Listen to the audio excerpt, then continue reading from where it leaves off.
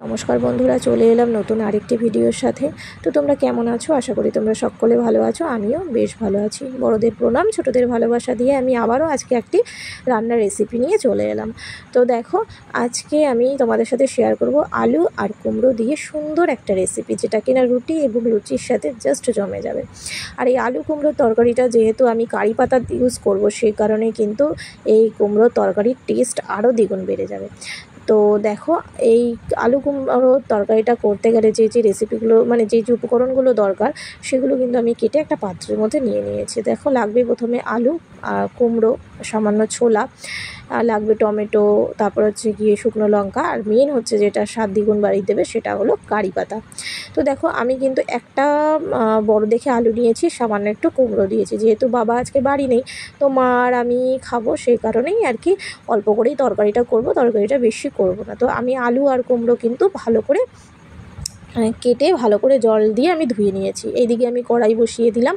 কড়াইয়ের মধ্যে কিন্তু আমি তেল দিয়ে দিলাম। তেলটা গরম হওয়ার সাথে সাথেই কিন্তু আমি ছোলাগুলোকে দিয়ে দিলাম। আর জানো তো, এই ছোলা কিন্তু আমি আগের দিন রাতে ভিজিয়ে রেখেছি। আমি বেশি ছোলা ইউজ করিনি, অল্প একটু ছোলাই ব্যবহার করলাম আর কি এতে।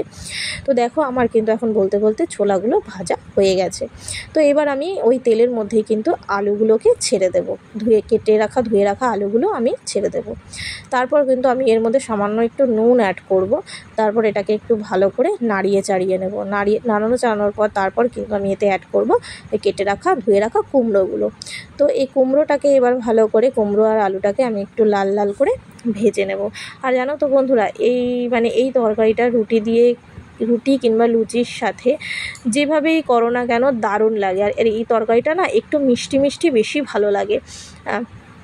এটা কিন্তু ঝালও তো ভালো লাগে না। তোমরা যদি মনে করো যে ঝাল দেবে, তো ঝাল দিতে পারো, তাতে কোনো সমস্যা নেই। আমি জাস্ট ফোড়নে ওই 2টো শুকনো লঙ্কাই ব্যবহার করেছি। যদি ঝালের দরকার হয়, যেহেতু আমি মিষ্টি মিষ্টি খাবো, তো সেই কারণে দেখো আমি কিন্তু 2টো শুকনো লঙ্কা দিয়েছি। ওটা কিন্তু আমি ডলেও দিইনি। তো যার যদি মায়ের ঝাল লাগে, মায়ের যদি ঝালের প্রয়োজন হয়, তো মা লঙ্কাটা ডলে নেবে। আর আমার যদি ঝালের একটু প্রয়োজন হয়, তো আমি একটু ডলে নেব। তো সেই কারণে কিন্তু আমি এর মধ্যে কোনো কাঁচা লঙ্কা কেটে আর কি দিইনি, জাস্ট ফোড়নেই দিয়েছি। তো দেখো, বলতে বলতে কিন্তু আমার এদিকে ফোড়ন দেওয়া হয়ে গেল। ফোড়নে দিলাম আমি হচ্ছে গিয়ে শুকনো লঙ্কা, কারি পাতা, টমেটো, হলুদ, এই সমস্ত কিছু ফোড়নে দিয়ে তারপরে কিন্তু টমেটোটা আমি ছেড়ে দিয়েছি। দিয়ে দিলাম এরপর নুন, আর হচ্ছে গিয়ে একটু সামান্য আদা বাটা, জিরে বাটা এতে অ্যাড করেছি, সামান্য, একটু বেশি না। হ্যাঁ, তো দেখো, এরপর কিন্তু আমি সামান্য আর কি কষিয়ে এর মধ্যে দিয়ে দিলাম জল, আর দিয়ে দিলাম সামান্য পরিমাণে চিনি। ঠিক আছে, আমি পরিমাণ বুঝে আর কি চিনিটা দিলাম। তোমরা তোমাদের পরিমাণ বুঝে দেবে, যেরকম আর কি মিষ্টি মিষ্টি খেতে ভালোবাসো, তো সেই রকমই দেবে। যদি ঝাল খেতে ভালোবাসো, ওই যে বললাম, তাহলে ঝাল বেশি দেবে। আমরা তো ঝাল একদমই খাবো না, তো সামান্য সেই কারণে ফোড়নেই দিয়েছি। আর দেখো, বলতে বলতে কিন্তু আমার সবজিটা কষানো হয়ে গেছে। আমি আলু কুমড়ো এতে ছেড়ে দিলাম। তারপর কিন্তু আমি দিয়ে দিলাম এতে ছোলা। তো ছোলা কুমড়ো এতে কিন্তু ভালো করে কষিয়ে নিয়ে দিয়ে দিলাম আমি সামান্য উষ্ণ গরম জল দিয়েছি। আমি বেশি আর কি জল দিলাম না, এতে আমি অল্প একটু জলই দিলাম, যেহেতু আমার কিন্তু আলু কুমড়ো দুটোই কিন্তু সেদ্ধ হওয়াই রয়েছে। জাস্ট গামাখা হলেই কিন্তু আমি এটাকে নামিয়ে দেব।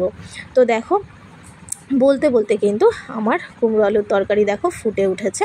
তো আমি একটু চেক করে নিচ্ছিলাম আর কি, যে এটা সেদ্ধ হয়েছে কিনা। তো দেখলাম যে না, একদমই সেদ্ধ হয়েছে। তো দেখো, এরপর কিন্তু আমার তরকারিটা প্রায় হয়ে গেছে। এবার নামানোর মুহূর্তে তো তারপর কি করলাম, আমি সামান্য একটু ঘি দিয়ে দিলাম। আমি কিন্তু এতে আর কি গরম মশলা অ্যাড করব না। গরম মশলা অ্যাড করলে না, ওই যে কারি পাতার যে গন্ধটা, সেই গন্ধটা কিন্তু থাকে না।